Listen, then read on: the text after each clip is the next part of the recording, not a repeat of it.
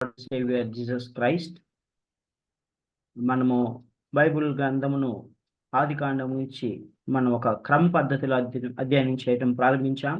ఆదికాండంతో మనం ప్రారంభించి ఆదికాండంను మనం 2 భాగాలుగా విభజించుకున్నాం. మొదటిది మనిషి యొక్క ప్రారంభ చరిత్ర 1వ అధ్యాయం నుంచి 11వ అధ్యాయం వరకు. తర్వాత దేవుడు ఎంచుకున్నటువంటి పితృస్వాముల కాలము 12వ అధ్యాయం నుంచి 50వ అధ్యాయం వరకు మనము మొదటి భాగం పూర్తి చేసుకున్నాం. రెండవ భాగంలో మనము పితృస్వాములైనటువంటి అబ్రహాము మరియు ఇస్సాకుని గురించి మనం అధ్యయనం చేశాం. ఇప్పుడు మనం యాకోబుని గురించి ధ్యానిస్తా ఉన్నాం. యాకోబు యొక్క జీవితాన్ని మనము 8 పాయింట్లుగా విడగొట్టుకున్నాం. మొట్టమొదటి యాకోబు పరిచయము, తర్వాత యాకోబు ఏశావు నుండి పారిపోవటం. ఎందుకు పారిపోయాడంటే మరి తను జ్యేష్ఠత్వాన్ని అదేవిధంగా ఆశీర్వాదాన్ని ఇస్సాకు నుంచి మోసపూరితంగా పుచ్చుకున్నాడు కనుక మరి ఏశావుకు భయపడి ఆయన పారిపోయినట్లుగా మనం చూసుకున్నాము. ఆ తర్వాత బేతేల్ అనేటువంటి ప్రాంతంలో దేవుడు ఆయన దర్శించి ఒక కలలో మరి యాకోబును దర్శించాడు. ఆ కలలో దేవుడు మరలా యాకోబుకు చేసినట్టు అబ్రహాము చేసినటువంటి నిబంధనను జ్ఞాపకం చేసి, వాగ్దానం జ్ఞాపకం చేసి యాకోబును ధైర్యపరుస్తాడు. ఆ తర్వాత 4వ విషయమును మనం ధ్యానించుకుంటా ఉన్నాము. మరి యాకోబు 20 సంవత్సరములు లాబానుకు సేవ చేశాడు. ఆ విషయం సో దానిలో భాగంగా మనము యాకోబు హారానుకు చేరుకొని రాహేలును కనుగొని లాబాను ఇంటికి చేరతాడు. లాబాను ఇంటికి చేరిన తర్వాత లాబాను అతని ఇంటికి తీసుకెళ్తాడు. అక్కడ లాబాను ఇంట్లో ఒక నెల రోజులు అంటాడు.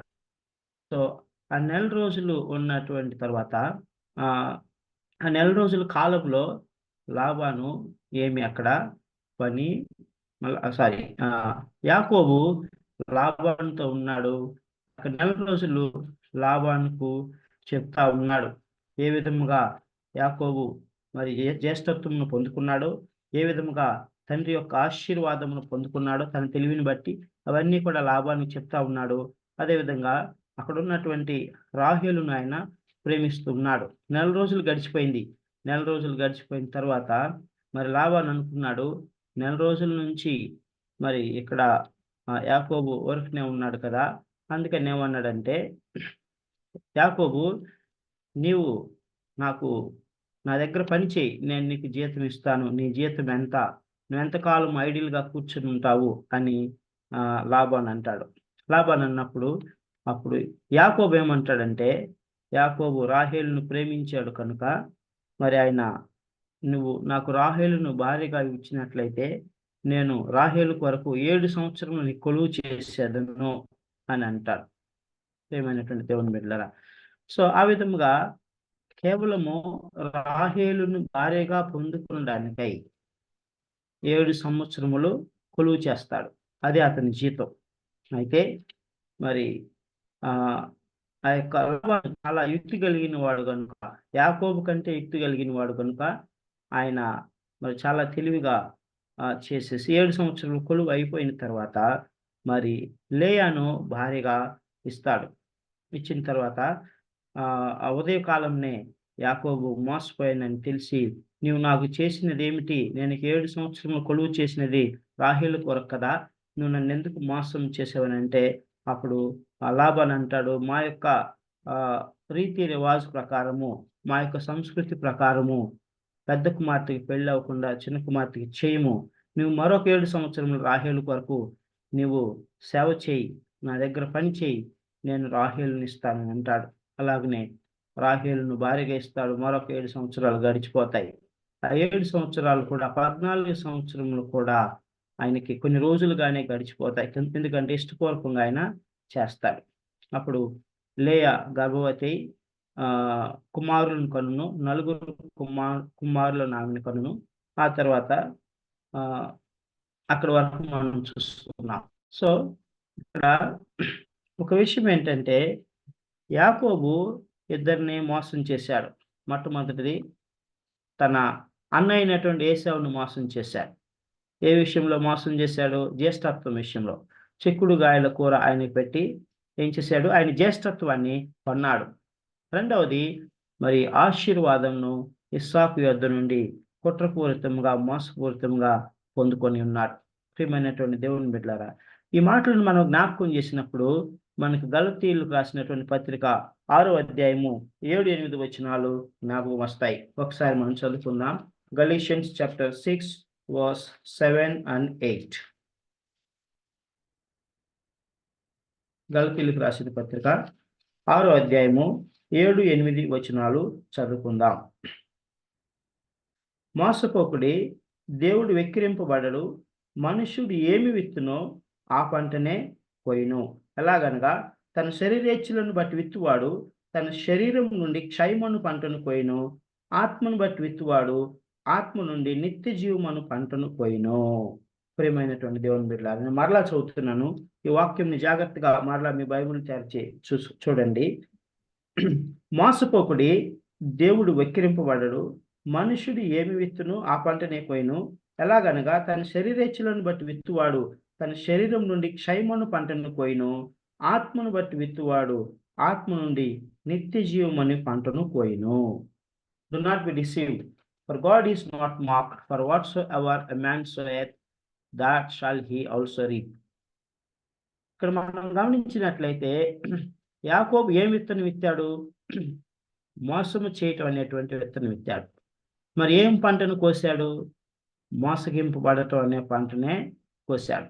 అంటే యాకోబును దేవుడు దర్శించాడు, యాకోబును మెటీరియల్ బ్లెస్సింగ్స్ ఇచ్చాడు.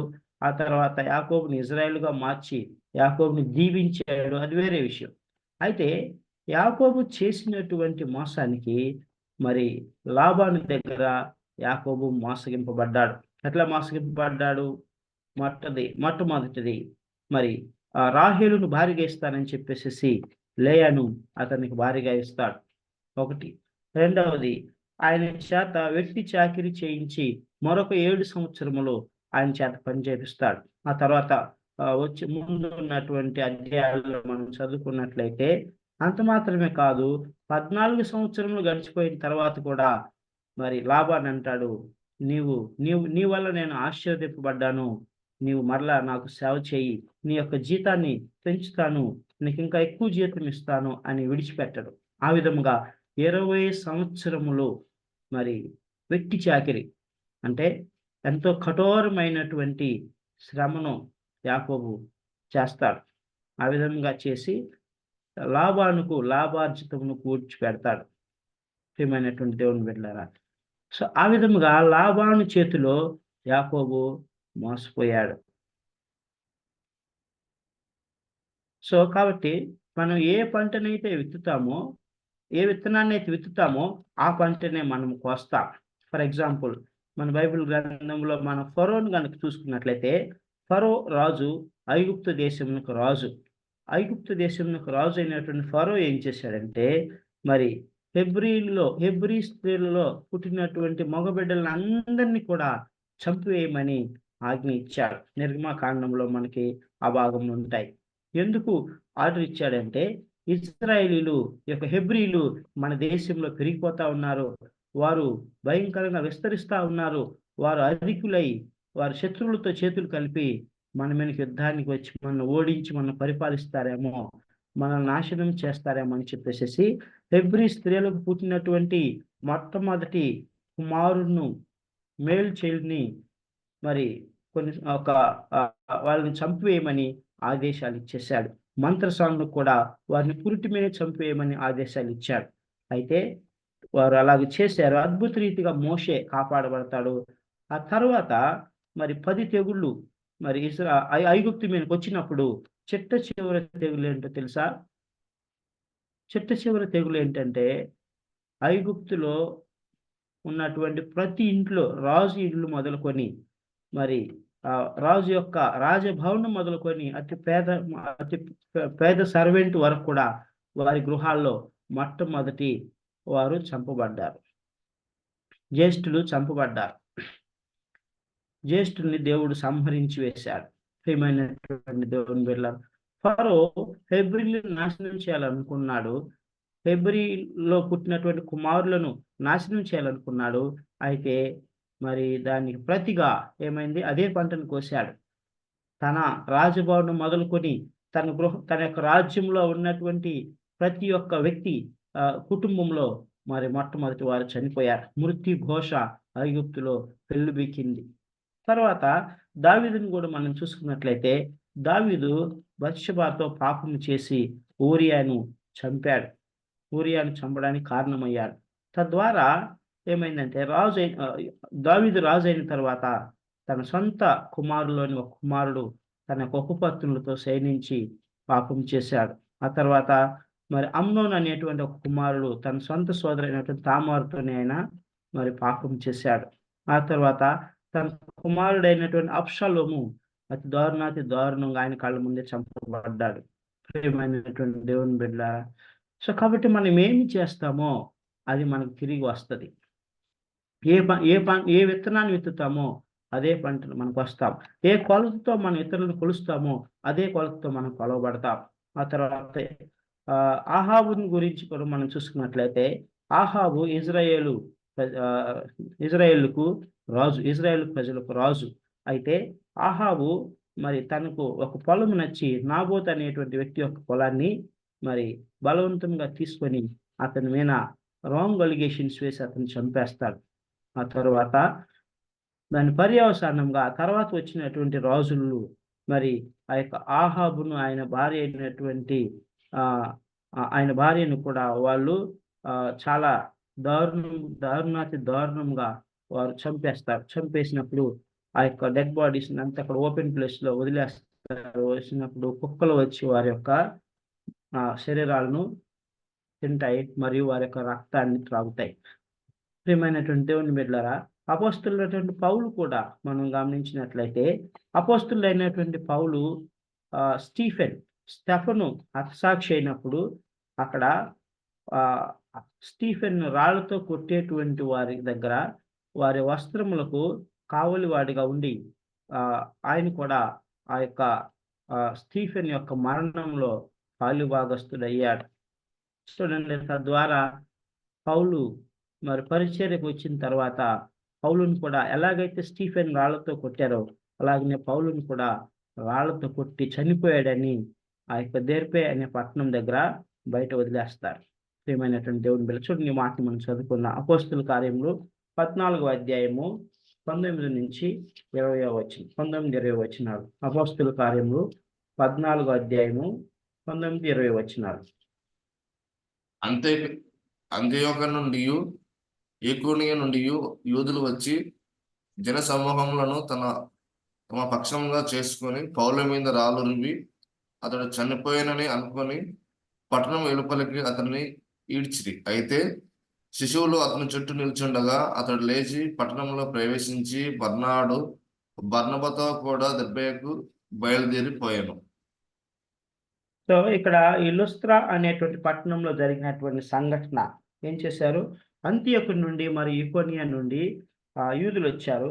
అక్కడ ఉన్నటువంటి జన సమూహాన్ని రెచ్చగొట్టి వారిని పక్షంగా చేసుకొని పౌలు గారిని ఏం చేశారు, రాళ్ళు రువి అతను చనిపోయే వారు కొట్టేసేసి అతన్ని ఈడ్చి పట్టణానికి వెలుపల పడేశారు, స్టీఫెన్ పడేసినట్టు. అయితే దేవుడు మహాకృపను బట్టి మరణపు టంచుల్లో ఉన్నటువంటి పౌలు గారిని దేవుడు ముట్టి తాకి స్వస్థపరిచి లేపాడు. ఎందుకంటే దేవునికి ఆయనతో పని ఉంది. ఆయనకు గొప్ప పరిచర్య చేయవలసి ఉంది. అన్ని జనులకు ప్రవక్తగా ఉన్నాడు. అన్ని జనులకు మరి సువార్తను ప్రకటించేటువంటి బోధకుడుగా ఉన్నాడు. కనుక దేవుడు ఆ విధంగా పౌలు గారిని స్వస్థపరిచాడు. సో అల్టిమేట్ గా ఇక్కడ దేవుని వాక్యం మనకేం బయలుపరుస్తుందంటే, దేవుడు ఎప్పుడు కూడా వెక్కిరింపబడడు. మనం ఏ విత్తనాన్ని ఇస్తామో ఆ పంటను తప్పకుండా కోస్తాం. రెండు మాటలు ఇక్కడ మనం చూసుకుంటాం. ఆ రెండు మాటలు ఏంటంటే మనం శరీరేచ్ఛలను బట్టి విత్తినట్లయితే శరీరం నుండి క్షయం అనే పంటను కోస్తాం. అంటే శరీరం నుండి క్షయం అనే పంటను అంటే మనము శరీరానికి హాని కలిగించేటువంటి పనులు మనం చేస్తాం. ఆత్మను బట్టి విత్తువాడు ఆత్మ నుండి నిత్య జీవం అనే పంటను పోయిను. ప్రియమైనటువంటి దేవుని బిడ్డలారా, so what we are sowing in our life, మన జీవితంలో మనం ఏం విత్తుతా ఉన్నాం? శరీరానుసారముగా విత్తనాన్ని విత్తున్నామా? ఆత్మానుసారముగా మనం విత్తనాన్ని విత్తున్నామా? శరీరానుసారముగా విత్తువాడు వినాశనం అనే పంటను కోస్తాడు. ఆత్మానుసారముగా విత్తువాడు నిత్య జీవం అనేటువంటి పంటను కోస్తాడు. ప్రియమైనటువంటి దేవుని బిడ్డలారా, therefore we are not supposed to deceive anybody. We are not supposed to sow the seed in flesh. శరీరానుసారముగా మనం ఎత్తకూడదని దేవుడు జ్ఞాపకం చేస్తా ఉన్నాడు. ఆత్మానుసారముగా మనం ఉండాలని మరి ప్రభు మన జ్ఞాపకం చేస్తా ఉన్నాడు. మనం ఏమైనా అలాగున చేసినట్లయితే మనం తప్పకుండా దాని పర్యవసానాన్ని అనుభవిస్తామని ప్రభు జ్ఞాపకం చేస్తా ఉన్నాడు. మనం చూస్తే 30వ అధ్యాయానికి మనం వచ్చినట్లయితే, ఆదికాండం 30వ అధ్యాయంలో మరి రాహేలు తను పిల్లలు పుట్టుకుపోవటాన్ని బట్టి, తన గొడ్రాలు అయి ఉండడాన్ని బట్టి తన సహోదరి, తన అక్క అయినటువంటి లేయా అసూయపడి మరి యాకోబుతో కొట్లాడుతా ఉంది. యాకోబు మరి నాకు సంతానం ఎక్కడ, నా గర్భఫల నీవు, నాకు పిల్లలు లేరు అని ఆవిడ పోట్లాడుతా ఉన్నప్పుడు యాకోబు కూడా కోపగించుకొని అంటాడు, నేను నీకు గర్భఫలము ఇయ్యకపోయినా దేవునికి ప్రతిగా ఉన్నానా? నేనేమన్నా దేవుడినా? నీ గర్భఫలం ఇచ్చే దేవుడు ఇవ్వలేదు కాబట్టి నేను దేవుడినా అని ఆయన అంటాడు. అప్పుడు ఆవిడ అంటది 30వ అధ్యాయం 3వ వచనంలో, అందుకు ఆమె, నా దాసి అయిన బిల్హా ఉన్నది కదా, ఆమెతో పొమ్ము, ఆమె నా కొరకు పిల్లలను కన్ను, అలాగున ఆమె వల్ల నాకు పిల్లలు కలుగుదురని చెప్పి తన దాసి అయిన బిల్హాను అతనికి భారీగా ఇచ్చెను. Again Rachel is doing another mistake of her own. ఆవిడ సొంత ఆలోచన కూడా ఉపయోగిస్తా ఉన్నది. మరి నాకు పిల్లలు లేరు కనుక నా దాసి నేను ఇస్తాను, ఆవిడ ద్వారా నేను పిల్లలను కలిగి ఉందును అని అనుకుంటది. ప్రియమైనటువంటి దేవుని బిడ్డలారా, సో హియర్ మరి ఈ యొక్క ఎన్వి, హేట్రేట్, జలసీ అనేటువంటిది ఎంతవరకు వెళ్ళిందో మనకు కనబడుతుంది. చూడండి, లేయా తన సొంత అక్కే, తన రక్తం పంచుకున్న బిడ్డే. అయితే దాసి ఎవరు? రక్తం పంచుకున్నటువంటి వ్యక్తి కాదు. సో తన రక్తం పంచుకుని పుట్టినటువంటి అక్క కుమారులు కలిగితే ఆ కుమారులను తన అక్కను ప్రేమించలేక, ఆవిడ కుమారులను తన కుమారులుగా అనుకోలేక తన దాసి అయినటువంటి బిల్హాను యాకోబుకు భార్యగా ఇస్తా ఉన్నది. మరి మనం అబ్రహాము సారాలను గురించి కూడా మనం గమనించినప్పుడు, మరి సారా ఏం చేసింది? దేవుని యొక్క వాగ్దానం మేర అల్పవిశ్వాసం చూపించి ఏం చేసింది? హాగరును అబ్రహాంకు భార్యగా ఇచ్చింది. ప్రియమైనటువంటి దేవుని బిడ్డలారా, చూడండి, ఇక్కడ మనం గమనించినట్లయితే ఎన్వి, హేట్రెడ్, జలసీ అనేటువంటివి దేవుని బిడ్డల్లో ఉండకూడదు. అయితే మరి రాహేలు అలాగ చేసి మరి బిల్హాను భార్యగా ఇచ్చినప్పుడు బిల్హాకు 2 కుమారులు పుడతారు, దాను, నఫ్తాలి. అయితే మరి అది చూసి లేయా ఏం చేస్తుంది? ఆవిడ కూడా వయసు ఉడిగింది అనుకొని, తనకి ఇంకా కుమారులు కలగరు అనుకొని తన దాసి అయినటువంటి జిల్ఫాను యాకోబుకు భార్యగా ఇస్తుంది. అప్పుడు జిల్ఫా యాకోబుకు గాదు, ఆషేర్ అనేటువంటి కుమారులను అంటది. ఆ తర్వాత మరి దేవుడు మరలా లేయాని కనికరిస్తాడు. లేయా మొర వింటాడు. లేయా మొర విన్నప్పుడు లేయాకు మరలా దేవుడు గర్భఫలాన్ని ఇస్తాడు. అలాగూ గర్భఫలాన్ని ఇచ్చినప్పుడు లేయా 2 కుమారులను 1 కుమార్తెను కనును. ఇస్సాకారు, జెబులీన్ అనేటువంటి 2 కుమారులు, దీనా అనేటువంటి 1 కుమార్తె. ఇప్పుడు మనం గమనించినట్లయితే లేయాకు మొదటిగా 4 కుమారులు పుట్టారు. ఆ తర్వాత మరొక 2 కుమారులు, 1 కుమార్తె. అంటే లేయాకు పుట్టినటువంటి సంతానము 6 కుమారులు, 1 కుమార్తె. గమనించండి, 6 కుమారులు, 1 కుమార్తె. మొట్టమొదటి కుమారుడు రూబేను, షిమియోను, తర్వాత లేవి, యూదా, మరియు ఇస్సాకారు, జెబులూను. వీరు 6 లేయాకు పుట్టినటువంటి సంతానము. తర్వాత దీనా అనేటువంటి 1 కుమార్తె. అయితే దాసీలకు పుట్టినటువంటి కుమారులు, మొట్టమొదటి దాసి బిల్హా, రాహేలు యొక్క దాసి, ఆవిడకి 2 కుమారులు, దాను, నఫ్తాలి. మరి జిల్ఫా, లేయా యొక్క దాసికి పుట్టినటువంటి వాళ్ళు గాద్, ఆషేర్. సో ఇప్పుడు టోటల్గా 10 మంది కుమారులు, 1 కుమార్తె. ఆ తర్వాత లేయాకు సంతానము సఫిషియెంట్గా దేవుడు అనుగ్రహించిన తర్వాత రాహేలు యొక్క మొరవిని రాహేలుకు గర్భాన్ని కూడా దేవుడు తెరుస్తాడు. 30వ అధ్యాయము 22 నుంచి 24 వచ్చిన వరకు చదువుకుందాం. ఆది కాండము 30వ అధ్యాయము 22 నుంచి 24 వచ్చిన వరకు. ఆ, ఆ, దేవుడు రాహేలును జ్ఞాపకం చేసుకొని ఆమె మనవి విని ఆమె గర్భం తెరిచెను. అప్పుడు ఆమె గర్భవతి అయి కుమారుని కని దేవుడు నా నింద తొలగించినని అనుకొనెను. మరియు ఆమె యెహోవా మరి ఒక కుమారుని నాకు దయచేయును గాక అని అనుకొను. అతనికి యోసేపు అని పేరు పెట్టెను. ఇక్కడ మనం గమనించినట్లయితే దేవుడు రాహేలును కూడా కరుణించి ఆవిడ మనం విని గర్భాన్ని తెరిచాడు. ప్రియమైనటువంటి దేవుని బిడ్డ, రాహేలు గర్భం ఎందుకు మూయబడింది చెప్తారా? రాహేలు యొక్క గర్భం ఎందుకు మూయబడింది? తన వాళ్ళ అక్క ఉంది కదయ్యా, ఆమె జబ్బు కలదు కదా, అందుకని దేవుడు ఆమెను జ్ఞాపకం చేసుకున్నాడు, ఈమెని జ్ఞాపకం చేసుకోలేదు. చెప్పు కరెక్ట్. యాకోబు రాహేలును ఎక్కువ ప్రేమించినాడు. సో యాకోబు రాహేలుని ఎక్కువగా ప్రేమించి లేయాను నిర్లక్ష్యం చేశాడు, పట్టించుకోలేదు. సో రెండవది, ఆవిడ జబ్బు కలదు కనుక ఆవిడ పరిత్యజించబడుతుంది, ఆవిడని లెక్క చేయరు, ఆవిడని పట్టించుకోరు, ఆవిడ మనోవేదన గలదే దుఃఖించును అని దేవుడు ఆవిడని దర్శించి మొదటిగా ఆవిడకి సంతానం ఇచ్చాడు. ఆ తర్వాత మరి రాహేలు కూడా సంతానాన్ని ఇచ్చాడు. ఎప్పుడు ఇచ్చాడు? లేయాకు ఎంతమంది సంతానాన్ని ఇవ్వాలనుకున్న వారందరి తరువాతనే రాహేలుకి ఇచ్చాడు. ప్రియమైనటువంటి దేవుని బిడ్డలారా, ఇక్కడ గమనించినట్లయితే మరి ఓవరాల్గా యాకోబుకు పుట్టినటువంటి కుమారులు 11 మంది ఇప్పటి వరకు, ఒక కుమార్తె. ఆ తర్వాత వీరు ఆ యొక్క కానాను దేశంలోనికి తన స్వప్రదేశంకి వెళ్ళిన తర్వాత ఆ యొక్క మార్గంలోనే రాహేలు బెన్యామీను కూడా రాహేలు కొడతాడు. సో తద్వారా 12 మంది కుమారులు, ఒక కుమార్తె. ఆ తర్వాత మనం 25వ వచనం నుంచి కనుక మనం చూసుకున్నట్లయితే అప్పుడు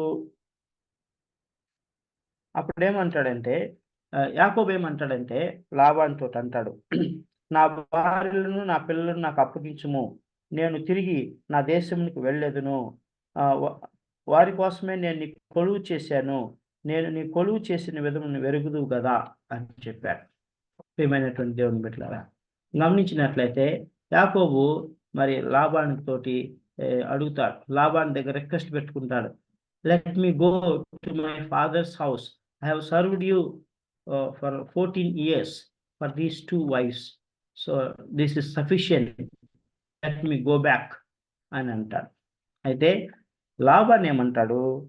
లాబాను ఆయన వెంటనే వదిలిపెట్టడానికి ఇష్టం ఉండడు. 27వ వచనం నుంచి 27 వచనాలు చదువుకుందాం. 30వ అధ్యాయము 7-28. అందుకు లాబాను అతనితో, నీ కటాక్షము నా మీద ఉన్న ఎడల నా మాట వినుము, నిన్ను బట్టి యెహోవా నిన్ను ఆశీర్వదించునని శకునం చూచి తెలుసుకుంటునని చెప్పెను. మరియు అతడు, నీ జీతం ఇంతయని నీ జీతం ఎంతయని నాతో స్పష్టంగా చెప్పుము, అది ఇచ్చేది నేను.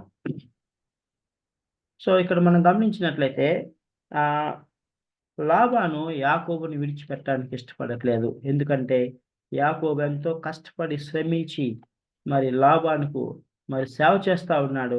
లాబాను మరి దాన్ని అనుభవిస్తూ సంతోషిస్తూ ఆనందిస్తూ ఉన్నాడు కనుక మరి యాకోబుని విడిచిపెట్టడానికి లాబానికి ఇష్టం లేదు. లాబాను అంటున్నాడు, నీ జీతం ఎంతో చెప్పు, నేను ఇంకా జీతాన్ని పెంచుతాను, నువ్వు ఎక్కడే ఉండు అని చెప్తా ఉన్నాడు. అయితే అందుకు యాకోబు ఏమంటున్నాడు? 29వ వచనం నుంచి మనం చదువుకున్నాం. 29వ వచనం నుంచి 29వ వచనం నుంచి మనం 31 వరకు చదువుకుందాం. అందుకు యాకోబు అతన్ని చూచి, నేను నీకెట్లు కొలువు చేసితినో, నీ మందలు నా యొద్ద ఎట్లుండునో అది నీకు తెలియను. నేను రాకమునుపు నీకుండినది కొంచెమే. అయితే అది బహుగా అభివృద్ధి పొందెను. నేను పాదం పెట్టిన చోటలో యెహోవా నిన్ను ఆశీర్వదించును. నేను నా ఇంటి కొరకు ఎప్పుడు సంపాద్యము చేసుకొందును అనెను.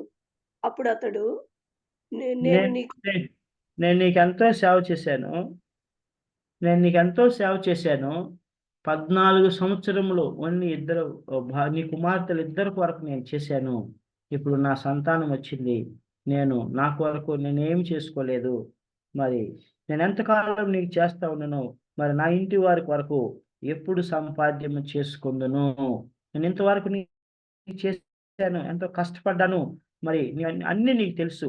అయితే దాన్ని బట్టి నువ్వు బహుగా అభివృద్ధి చెందావు. నేను పాదము పెట్టిన చోటెల్లా యెహోవా నిన్ను ఆశీర్వదించెను. మరి నా సంగతి ఏంటి అని అన్నాడు. అప్పుడు మరి లాబానుకు ఒక ఉపాయం చెప్తాడు. ఎవరు? యాకోబే చెప్తాడు. ఈ plans a strategy to strategy which was agreed by Laban. లాబాన్కు ఒక ఒక ప్రణాళిక చెప్పినప్పుడు లాబాన్ దానికి ఒప్పుకుంటాడు. ఆ ప్రణాళిక ఏంటి? ఆ ప్రణాళిక ఏంటంటే, మరి ఇప్పుడున్నటువంటి గొర్రెల్లోనూ మేకలలోనూ పొడలైనను మచ్చలైనను గల ప్రతి గొర్రెను, మరి గొర్రె పిల్లల్లో నల్లని ప్రతి దానిని వేరుపరచి అవి నువ్వు తీసేసుకో. అవి తీసేసుకొని నీ కుమారునికి ఇచ్చేసేయి. ఆ తరువాత మిగిలిన వాటిని నేను వాటిని పెంచుతాను, వాటిని మేపుతాను, వాటిని కాస్తాను. వాటి ఆ మిగిలిన వాటిలో ఏవైతే మరలా పొడలైనవి మచ్చలైనవి గలవి, పొడలు గలవి మచ్చలు గలవి మరి ఉంటాయో అవి నావి, మిగతాయన్నీ నీవి అని చెప్తాడు. సో మరి ఈ యొక్క ప్రణాళిక లాబాను ఒప్పుకుంటాడు. ఒప్పుకొని ఏం చేస్తాడు? పొడలున్నవి మచ్చలు గలవి ప్రతి నల్లదానిని వేరుపరుస్తాడు. మందలో నుంచి వేరుపరిచి లాబాను తన కుమారులకి ఇచ్చి దాదాపుగా చాలా దూర ప్రాంతానికి వారికి పంపించేసేసి సుమారుగా 3 దినముల ప్రయాణం అంత డిస్టెన్స్ ని వాళ్ళిద్దరి మధ్య ఉంచుతాడు. ఎవరికి మధ్య? యాకోబుకు మరియు లాబాను యొక్క కుమారులకు మధ్య ఉంచిన తరువాత మరి యాకోబు మరి మిగిలిపోయిన వాటిని పెంచి పోషించి వాటిని మేపుతాడు. వాటిని మేపిన తర్వాత యాకోబు ఇక్కడ ఒక యుక్తి కలిగినటువంటి పని చేస్తాడు. ఇప్పుడు ఏం చేయాలి ఆయన? వీటిలో నుంచి మిగిలిపోయిన వాటిలో నుంచి ఏవైతే మచ్చలు గలవి పడలు గలవి పుడతావో అవి నాయి, మిగతాయన్నీ లాబాను అయినటువంటి నీవి అని చెప్తాడు. మరి మచ్చలు రావాలంటే ఏం చేయాలి? పడలు కలిగినవి రావాలంటే ఏం చేయాలి? ఆయనకు ఒక ఆలోచన వస్తుంది, ఒక ఉపాయం వస్తుంది. దేవుడు ఒక ఆలోచన ఇస్తాడు. ఆలోచన ఇచ్చి ఏం చేస్తాడంటే, ఇక్కడ చూడండి 37వ వచనం నుంచి చదువుకుందాం. 37 నుంచి 41 వరకు చదువుకుందాం. 43 వరకు, 37 నుంచి 43, ఆదికాండం 30వ అధ్యాయము 37వ వచనం నుంచి 43వ వచనం వరకు చదువుకుందాం. యాకోబు చినారు జంగి సాలు అను చువ్వలను తీసుకొని ఆ చువ్వలలో తెల్ల చారలు కనపడినట్లు అక్కడక్కడ వాటిని తొక్కలు వలిచి మందలు నీళ్లు త్రాగ వచ్చినప్పుడు అవి చూలు కట్టుటకు అతడు తాను వలచిన చువ్వలను మందలను త్రాగుటకు వచ్చి కాలువలలోను నీళ్ళ గాళ్లలోను వాటి ఎదుట పెట్టగా మందలు ఆ చువ్వల ఎదుట చూలు కట్టి చారలైనను పొడలైనను మచ్చలైనను గల పిల్లలను ఈనెను.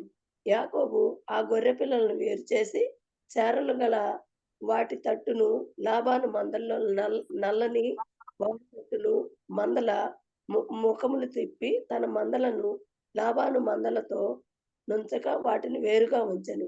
మందలో బలహీనమైనవి చూలు కట్టినప్పుడెల్లను అవి చువ్వల ఎదుట చూలు కట్టినట్లు యాకోబు మంద కన్నుల ఎదుట కాలువలలో ఆ చువ్వలు పెట్టెను. మంద బలహీనమైనప్పుడు పెట్టలేదు.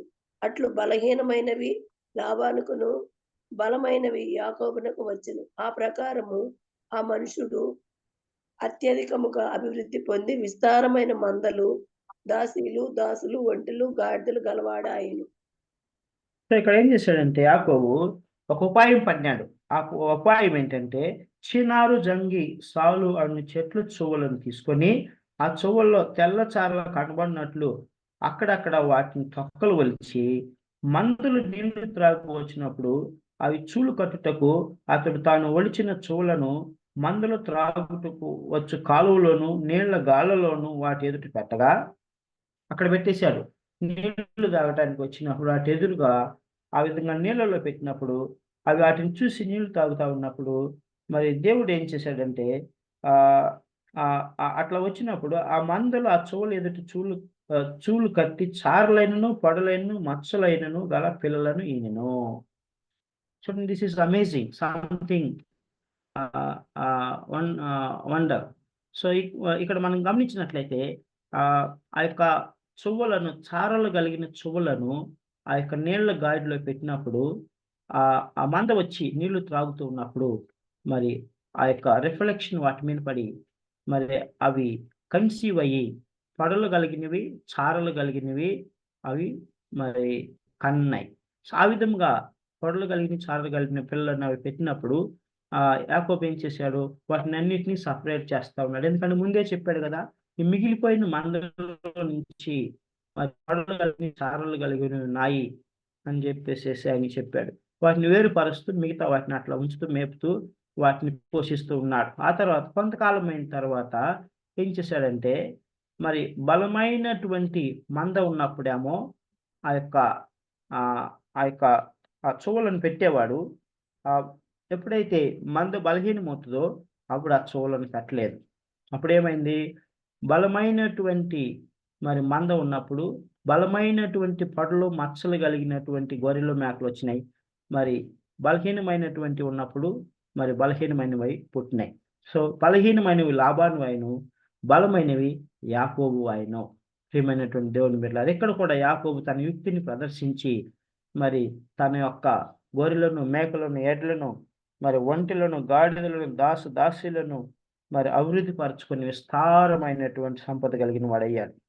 సో ప్రియమైనటువంటి దేవుని బిడ్డలారా, చూడండి, ఇక్కడ మనం గమనించినట్లయితే అల్టిమేట్ గా దేవుడు యాకోబును ఆశీర్వదించగోరాడు.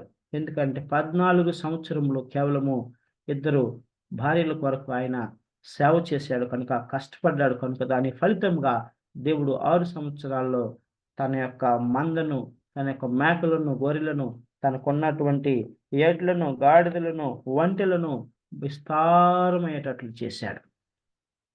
ఆ విధంగా యాకోబు ధనవంతుడైపోతాడు. సో 31వ అధ్యాయాన్ని కనుక మనం వచ్చినట్లయితే 31వ అధ్యాయంలో మనము చూసుకున్నట్లయితే లాబాను యొక్క కుమారులు, ఇక్కడ 32 అని రాశాను, అది 31వ అధ్యాయము. లాబాను యొక్క కుమారులు యాకోబు మీద మరి వ్యసనం కలిగి ఉంటారు. చూడండి, 31వ అధ్యాయము 1వ వచనం, 1-2 వచనాలు. లాబాను కుమారులు 1-2 వచనాలు. మన తండ్రికి కలిగినది యావత్తును యాకోబు తీసుకొని మన తండ్రికి కలిగిన దాని వలన ఈ యావదాస్తి సంపాదించనని చెప్పుకొనిన మాటలు యాకోబు వినెను. మరియు అతడు లాబాను ముఖం చూసినప్పుడు అది నిన్న మొన్న ఉండినట్లు అతని ఎడల ఉండలేదు.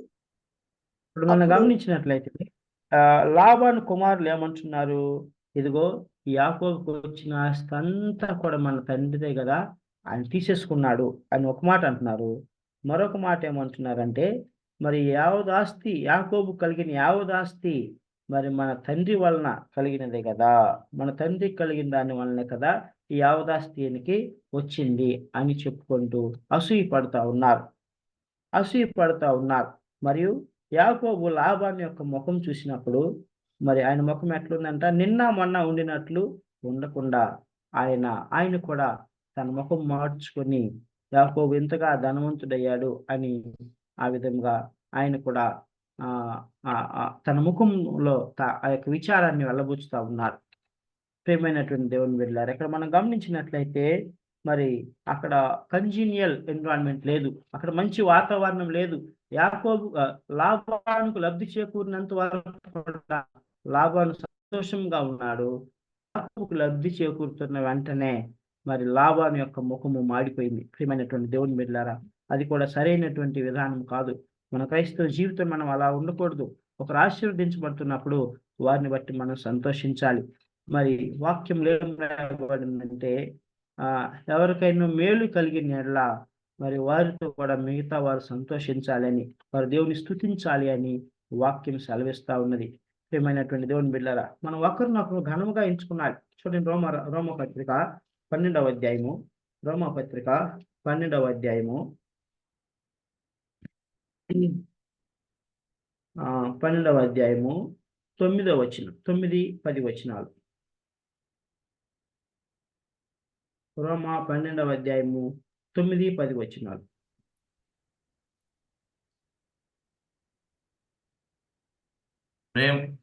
మీ ప్రేమ నిష్కపటమైనదే ఉండవలెను. చెడ్డదారిని సహించుకుని మంచిదారిని హత్తుకొని ఉండుడి.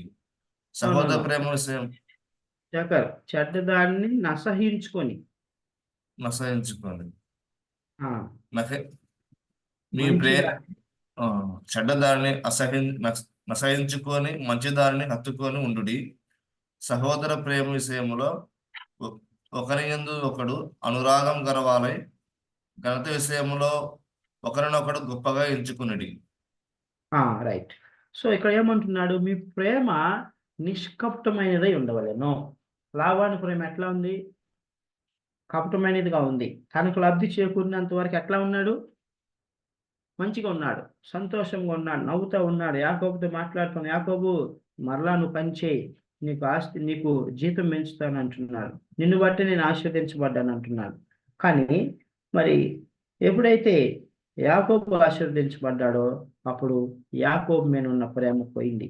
అప్పుడు ఏమంటున్నాడు? సహోదర ప్రేమ విషయంలో ఒకరి యందు ఒకడు అనురాగం గలవారై ఉండాలి. వాక్యం ఏం చెప్తుంది? ఒకరి యందు ఒకరు అనురాగం కలిగి ఉండండి, ఒకరి యందు ప్రేమ కలిగి ఉండండి, ఒకరినొకడు. తర్వాత ఏమంటున్నాడు? ఘనత విషయంలో ఒకరినొకడు గొప్పగా ఎంచుకోండి. ప్రియమైనటువంటి దేవుని బిడ్డ, ఘనత విషయంలో ఎట్లా ఉండాలంట? ఒకరినొకడు గొప్పగా ఎంచుకున్నాడు. దినాల్లో ఈ లోకంలో మనం చూసినట్లయితే మరి ఇలాంటి స్వభావం కలిగినటువంటి వారు మనకు కనబడరు. ఎందుకంటే లోకంలో ఉన్న వారందరూ కూడా శరీరానుసారులు, ఆదాము స్వభావం వారిలో ఉంటుంది కనుక వారెన్నడూ కూడా మరి ఇతరులు ఆశీర్వదించబడినప్పుడు ఓర్వ లేనటువంటి వారుగా ఉంటారు, ఇతరులు హెచ్చించబడినప్పుడు తట్టుకోలేనటువంటి వారుగా ఉంటారు. అయితే దేవుని వాక్యం ఏం చెప్తుందంటే ఘనత విషయంలో ఒకరి ఎడల ఒకరు అనురాగము కలిగి ఉండండి అని చెప్తా ఉన్నారు. ప్రియమైనటువంటి దేవుని బిడ్డలారా, మరి మనం ఎలాగ ఉండాలి? మనం దేవుని బిడ్డలం కనుక మనం క్రీస్తుని పోలి నడుచుకున్నాలి. మనం క్రీస్తుని పోలి నడుచుకున్నప్పుడు మరి మనం ఆశీర్వదించబడతాం. ప్రియమైనటువంటి దేవుని బిడ్డలారా, మరి దేవుని వాక్యాన్ని కనుక మనం చూసినట్లయితే మరి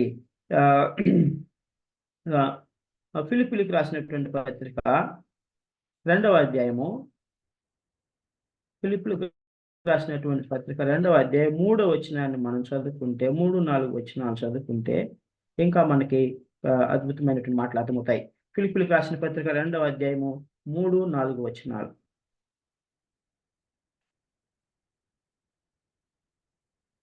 కక్ష చేతనైనను హృదాతిశయము చేతనైనను ఏమీ చేయక వినయమైన మనసు గలవారై ఒకరినొకడు తనకంటే యోగ్యుడని ఎంచుచు మీలో ప్రతి వాడును తన సొంత కార్యములను మాత్రమే కాక ఇతరుల కార్యములను కూడా చూడవలెను. Are able to follow me Shekhar? Okay. So ఇక్కడ ఏం చెప్తున్నాడు?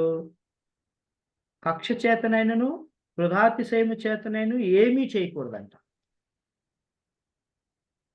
ప్రియమైనటువంటి దేవుని బిడ్డలారా, కక్షలో మనం పెట్టుకోనకూడదు. అది దేవుని చిత్తం కాదు.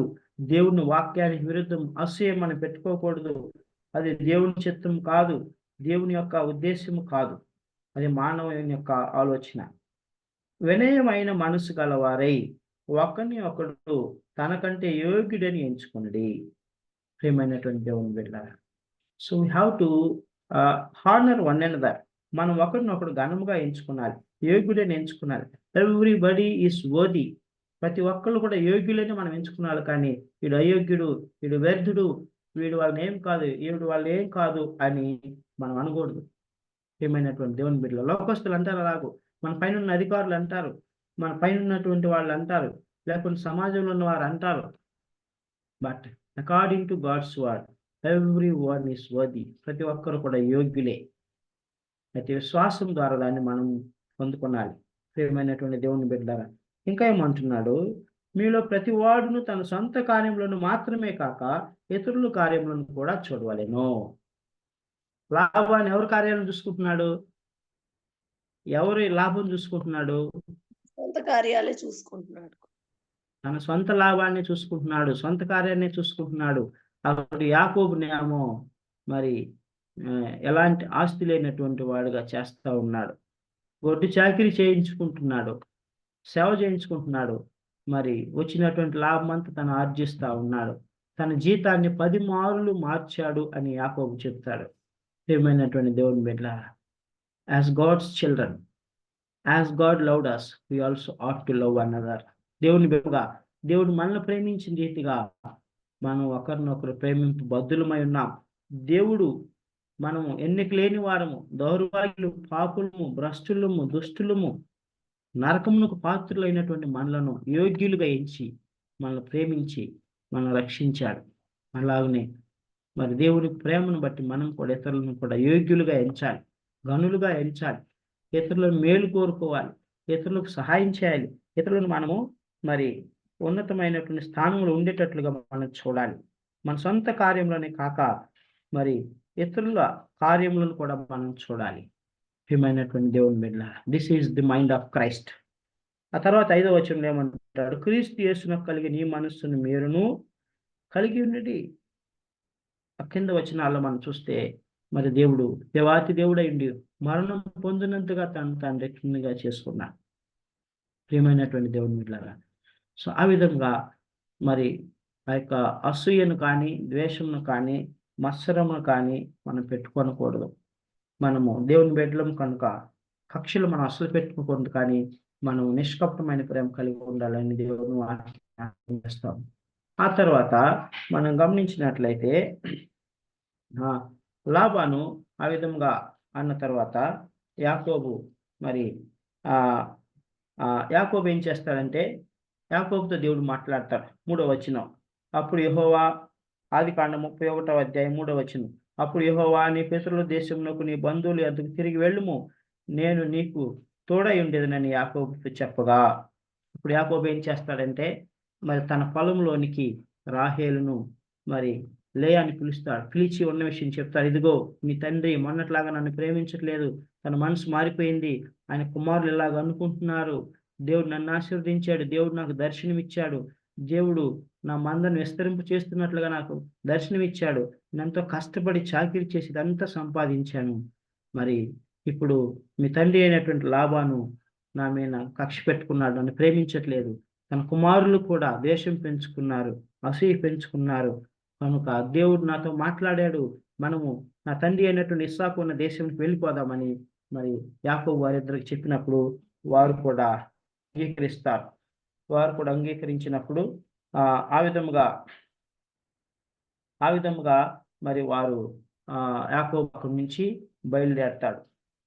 లాబానుకు చెప్పకుండా లాబాను ఊరిలో లేనప్పుడు తన గొర్రెలకు మరి బొచ్చు కత్తిరించడానికి దూర ప్రాంతానికి వెళ్ళినప్పుడు మరి యాకోబు తన యొక్క భార్యలను, కుమారులను, తన ఆస్తిని, తన దాసీలను అందరిని తీసుకొని బయలుదేరి వెళ్ళిపోతాడు. వెళ్ళిపోయినప్పుడు మరి లాబాను తిరిగి వస్తాడు. తిరిగి వచ్చినప్పుడు 3 రోజుల తర్వాత ఆ విషయం లాబానికి తెలుస్తుంది.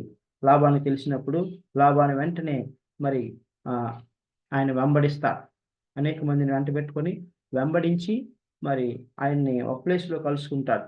7 దినములు ప్రయాణం చేసి ఒక ప్లేస్లో గిలాద్ అనే కొండ దగ్గర ఆయన కలుసుకొని యాకోబుతో అంటాడు, యాకోబు, నువ్వు నాకు చేసినదేమి?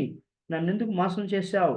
నువ్వు ఈ విధముగా మరి నా కుమార్తెలను ఎందుకు పట్టుకొని పోచున్నావు? నువ్వు నాకు చెప్పిన ఎడల నేను నిన్ను మరి ఘనముగా సత్కార్యం చేసి ఘనముగా నిన్ను పంపుదును కదా అని అంటారు. ఈ విధంగా నా కుమార్తెను ఎందుకు తీసుకొని పారిపోతున్నావు, ఎందుకు మోసం చేస్తున్నావు అని అన్నప్పుడు అని అంటాడు, గత రాత్రి నీ దేవుడైనటువంటి యెహోవా నాకు దర్శనంలో కనబడి మరి నువ్వు యాకోబుతో మంచి గాని చెడ్డ గాని పలకొక సుమ్మి, జాగ్రత్త అని నాతో చెప్పాడు కనుక నేను నీకేం హాని చేయలేదు, లేకుంటే నేను ఇప్పుడు చంపేసేసేవాడినే అని అంటాడు. ప్రియమైనటువంటి దేవుని బిడ్డలారా, చూడండి 31వ అధ్యాయం 29వ వచనం చదువుకుందాం. 29వ వచనం. మీరు ఇదిగో నీ సేవకుడైన యాకోబు మా వెనుక వస్తున్నాడని చెప్పబడు 31వ అధ్యాయము 29వ వచనం. 31:29. ఒక్క నిమిషం. మీకు హాని చేయుటకు నా చేత నవ్వును. అయితే పోయిన రాత్రి మీ తండ్రి యొక్క దేవుడు నీవు యాకోబుతో మంచిగాని చెడ్డగాని పలుకుము, జాగ్రత్త సుమి అని నాతో చెప్పెను. నీ తండ్రి చాలు, నువ్వు మంచి గాని చెడ్డ గాని పలుకకు సుమి అని నీ దేవుడైన యెహోవా నాతో చెప్పాను అని అంటున్నాడు. అందుకని నేనేమంటలేదు, లేకుంటే నిన్ను ఇప్పుడు నాశనం చేసేవాడిని అని అంటాడు. అప్పుడు యాకోబు మరలా ఇంకొక మాట అంటాడు. ఏమంటాడంటే, మరి నా గృహంలో నుంచి విగ్రహాలను ఎవరు దొంగిలించి తీసుకొని వచ్చారు, నా గృహంలో విగ్రహం కనబడట్లేదు అని అంటాడు. ఎందుకంటే వారు విగ్రహారాధికులు. సో ఆ విధంగా అన్నప్పుడు మరి ఆ యొక్క విగ్రహం ఎవరిలో ఉందో వెతకండి, వారు నిశ్చయముగా మరణమునకు పాత్రులని యాకోబు చెప్తాడు. అలాగ చెప్పినప్పుడు వెతికితే ఆ విగ్రహం కనబడదు. అయితే అది రాహేలు యొక్క గుడారంలో ఉంటుంది. అయితే ఆ తర్వాత యాకోబు కూడా మరి ఏమంటాడంటే, యాకోబు కూడా నువ్వు నన్ను ఈ విధంగా తరుముటనేలా 36వ వచనంలో చూసినట్లయితే యాకోబు కోపపడి లాబానుతో వాదించి అతనితో నీవిట్లు మండిపడి నన్ను తరుమునేలా, నేను చేసిన దోషమేమి పాపమేమి, నీవు సమస్త సామాగ్రిని తడివి చూచిన తరువాత నీ ఇంటి వస్తువులన్నిట్లో ఏది దొరికెను, నా వారి ఎదుటను నీ వారి ఎదుటను అది ఇట్లు తెచ్చిపెట్టుము, వారు మన ఉభయముల మధ్య తీర్పు తీర్చుదురు. 20 ఏండ్లు నేను నీ యొద్దంటిని, నీ గొర్రెనైనను నీ మేకనైనను ఈడ్చుకొని పోలేదు, నీ మంద పొట్టేళ్ళను నేను తినలేదు, దుష్ట మృగముల చేత చీల్చబడిన దాన్ని నీ యొద్దకు తేక ఆ నష్టం నేనే పెట్టుకుంటుని, పగటి యందు దొంగిలింపబడిన దాన్నేమి రాత్రి యందు దొంగిలింపబడిన దాన్నేమి నా యొద్ద పుచ్చుకుంటివి, నేను ఇలాగుంటిని అని చెప్పి ఏమంటాడంటే, నీ ఇద్దరి కుమార్తెల నిమిత్తము 14 ఏండ్లను నీ మంద నిమిత్తము 6 ఏండ్లను నీకు కొలువు చేసేతిని, ఆయనను నీవు నా జీతము 10 మార్లు మార్చితివి అని అంటున్నాడు. నా తండ్రి దేవుడు అబ్రహాము దేవుడు, ఇస్సాకు భయపడిన దేవుడు నాకు తోడై ఉండని ఎడల నిశ్చయముగా నీవు నన్ను వట్టి చేతులతో పంపివేసి ఉండువు. దేవుడు నా ప్రయాణమును నా చేతుల కష్టమును చూచి పోయిన రాత్రి నిన్ను గద్దించినని లాభంతో చెప్పాడు. అలాగే చెప్పి వారిద్దరు ఏం చేస్తారు, సంధి చేసుకుంటారు. సంధి చేసుకొని అక్కడ ఒక రాయి నిలబెట్టి, ఇక్కడ నుంచి నేను అటు రాను, అక్కడి నుంచి నీవు ఇటు రావద్దు అని అక్కడ భోజనం చేసి వారు ఏం చేస్తారంటే సమాధాన పడతారు. సమాధానపడి దేవుడే మనకు సాక్షి, నా కుమార్తెలను జాగ్రత్తగా చూసుకో, వేరొక స్త్రీలను వివాహం చేసుకోకూడదు అని చెప్పేసి లాబాను తన కుమారులను దీవించి ముద్దు పెట్టుకొని ఆయన వచ్చేస్తాడు. యాకోబు అక్కడి నుంచి మరి కానాను వైపు సాగిపోతాడు. ప్రియమైనటువంటి దేవుని బిడ్డలారా, ఇది 31వ అధ్యాయము. దేవుని చిత్తమైతే మరి యాకోబు యొక్క 12 మంది కుమారుల యొక్క వారి యొక్క అర్థము, ఎందుకు దేవుడు వారిని మరి ఒక దేశముగా ఏర్పరచడానికి ఎన్నుకున్నాడో మనం వచ్చే క్లాస్లో చూసుకుందాం. ఆ తర్వాత బేతేలులో మరలా దేవుడు యాకోబును సంధించి ఇజ్రాయేలుగా మారుస్తాడు. ఆయన తొడగూటిని కొట్టి ఆయన శరీర బలాన్ని అంతటిని కూడా తొలగించి ఆయనకు మరి దేవుని మీద ఆధారపడేటువంటి మనసుని ఇస్తాడు. అక్కడ యాకోబు ఇజ్రాయేలుగా మారుతాడు. అంటే నిజమైనటువంటి మారు మనసు యాకోబు అక్కడ పొందుతాడు. అద్భుతమైనటువంటి ఘటన. నువ్వు నన్ను ఆశీర్వదిస్తే కానీ నేను నిన్ను విడువను ప్రభు అని దేవుని పాదములు పట్టుకుంటాడు. మరి ఆ విషయం గురించి మనము వచ్చే వారం నెక్స్ట్ క్లాస్లో మనం నేర్చుకుందాం. దేవుడు ఈ మాటలు దీవించును గాక. అందరికీ ప్రైజ్ ది లార్డ్.